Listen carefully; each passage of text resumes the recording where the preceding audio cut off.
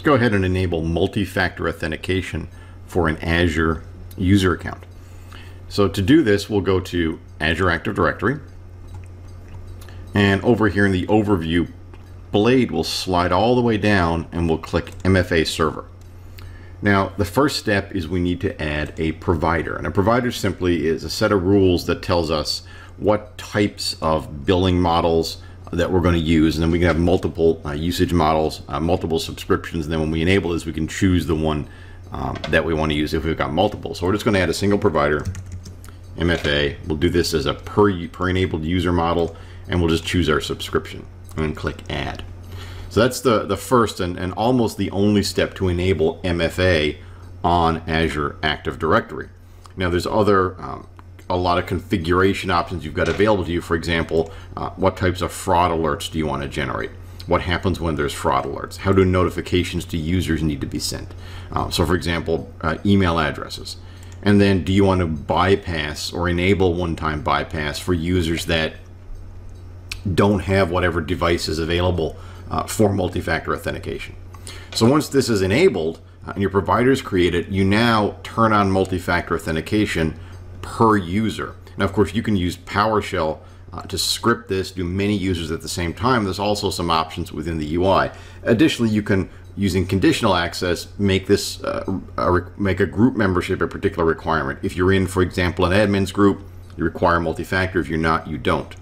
So let's go ahead and look at how we enable it for users.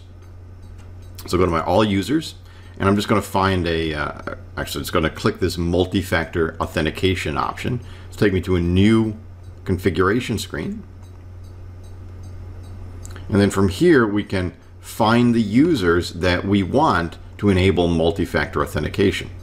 And so we can look at and scroll through all the users that are in here. And this, I've got a lot of users, so it takes a little while to find any particular user account.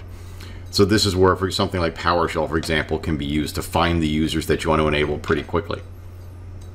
So we're going to go ahead and just find the user that I want to enable. So we'll just click search, and I've got a user called, strangely enough, normal user. So we're going to click on this user and enable multi-factor authentication. Now, once this is enabled, the additional setup is actually done by the user themselves. So now when this user logs in at the next point, they're going to be prompted to configure their multi-factor authentication. So we can see that process get started by just logging in as that user. So log on as normal user.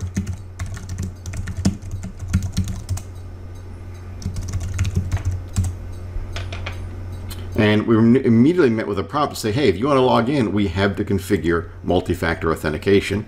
And we now go through a simple wizard that gives me options on how I will actually be contacted and how I'm going to set up multi-factor authentication. So for example, I can choose my phone, put in the phone number, my mobile app, so I can actually download the Windows Authenticator app. And so you complete this wizard and you finish the process of setting up multi-factor authentication. But from the standpoint of Azure Active Directory, it's simply a matter of enabling the provider and then coming in and turning on multi-factor for the users that you want to have it enabled for.